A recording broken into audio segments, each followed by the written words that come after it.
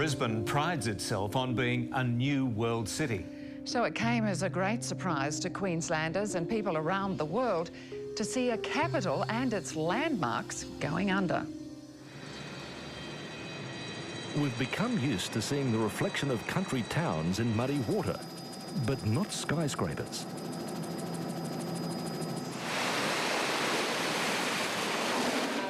Early on, Energex crews cut power to city buildings.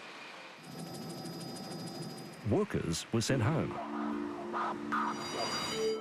As darkness fell, the water arrived.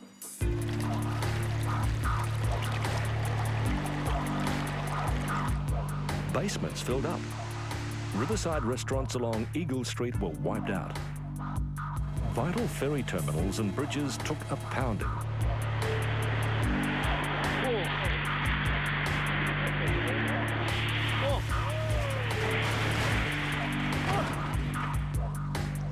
Cafe Drift was an early casualty after breaking its moorings beside Coronation Drive. It hurtled downstream towards the go-between bridge. Yeah, it's a lot of hard work that we've put into the restaurant. Just gone. Just totally gone. It's heartbreaking just to stand here and watch it just all go. Riverwalk, after days of pounding, set sail. 200 metres long and weighing 1,000 tonnes, it travelled like a torpedo towards the twin gateway bridges. There was nothing to stop it but Mavis, the little tugboat that could. She turned the walkway so it passed safely between the bridge supports. Those tugboats have just put up the most valiant fight. Not very difficult. Not very difficult.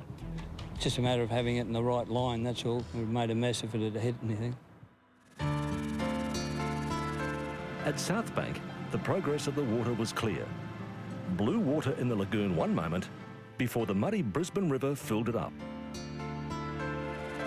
The Wheel of Brisbane was surrounded. So too the City Art Gallery, Library and Museum. Across river, Suncorp Stadium was filled with 2 metres of water and the dressing rooms inundated. This is the Cauldron, the place where 30 years ago Arthur Beetson lit the fuse on the Origin phenomenon. Look at it now. It's more a home for another great Queenslander, Grant Hackett, than it is to the football greats. At Rockley markets, traders returned by boat to count their losses. Can't believe what's happened. Oh, look at that. I mean, how many hundreds of thousands must be there? I mean, every tray of avocados is worth $30. That is awesome. Look at that. That'd break your heart. Now, it's worth totalling up the rainfall figures for Brisbane. This time, the city's 3-day rainfall figure was 166 millimetres. The much heavier rain was inland, where in 1974, the city's 3-day total was 600 millimetres and the rain more coastal. Around Rockley, industrial estates, fleets of heavy machinery were swamped. 5,000 businesses flooded across the city.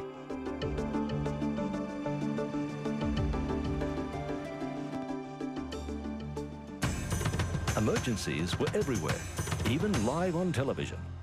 Now we're at Kangaroo Point Cliffs, and there is a drama unfolding directly behind us here. The Orion had broken free of its moorings. Yep, just hit it. Her skipper raced aboard from a neighbouring boat, unaware she was badly hulled. Get off! Get off the boat!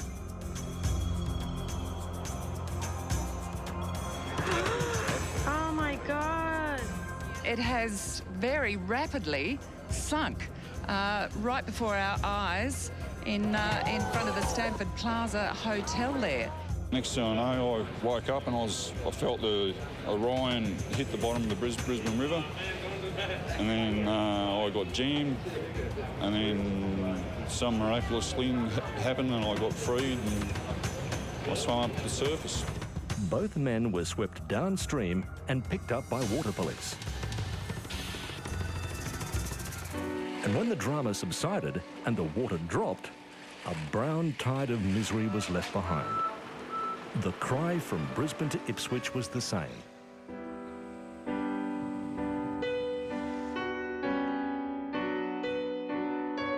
Total destruction.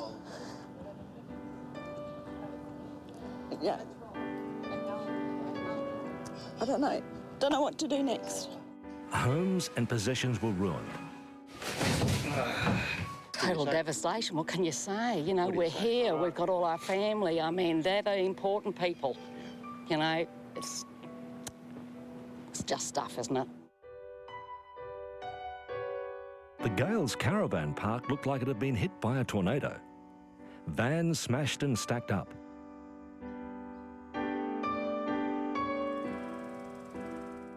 And at Goodna, where homes were totally under.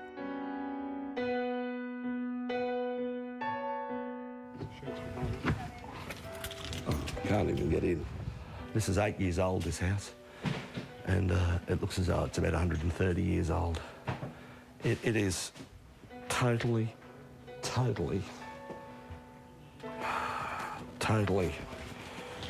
wrecked. This is like Hiroshima. Now that the walls have been smashed down, I didn't even recognise it as my place inside, because that's totally different. I just can't comprehend this. This is just sort of, you feel as though it's the end of your life. Keeping a sense of humour helped. Anybody that wants to buy lovely 3-bedroom units with river views, they're for sale. Inside the St Ives shopping centre, every store lost everything. Industrial bins lodged on rooftops. Everything inside the home, rubbish. Pallets scattered at Rocklea. Car tyres and rubbish littered on houses. Streets of destruction along the length of the Brisbane River. Claire Iwanko took us on a tour of her Chalmer home. This room is an absolute disaster because we didn't get much out of this one. So this is was our lounge and dining room. We've started clearing away everything that was in here. Then if you come through this way, this is my old bedroom. Australian flag still shining bright there. We're just in the process of cleaning out the fridge. Absolutely reeks, so that's our kitchen. It came right up to this roof. You can see it stops up there. And then if you look in here, it's quite hilarious. There's a gym ball stuck to the corner of the roof in there.